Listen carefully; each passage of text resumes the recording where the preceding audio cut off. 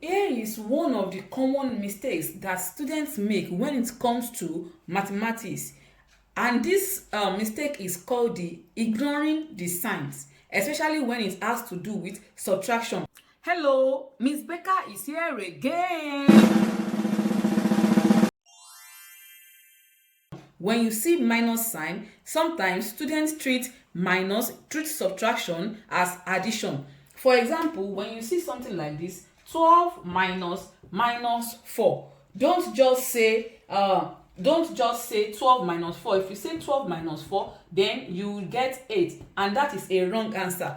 When you see negative twice, that means negative times negative, and that will become positive. So we'll have 12 plus 4, and that will be 16. So whenever you come across a negative number, make sure you pay attention to it and don't just jump into conclusion. Whenever you see minus followed by another minus, flip it.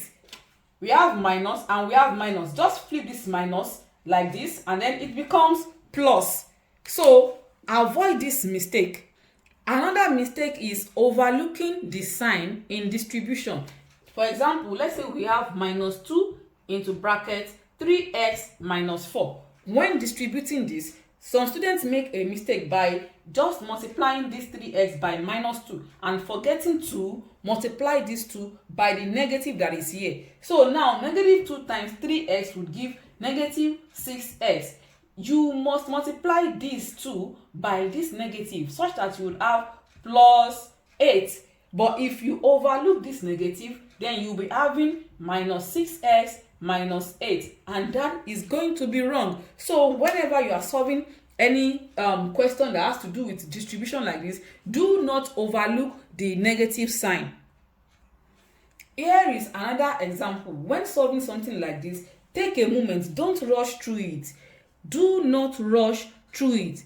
Take a moment to understand the question before you start solving. Now, what do? We are distributing this 3 across the things in the brackets. This 3 has no effect on this. So do not throw this negative away, so that we have negative 3 times 2x would give negative 6x. And this negative 3 must be multiplied by what we have here. You don't just take 3 alone to multiply this. So that negative 3 times plus 5 would be negative 15. Then we have plus 6.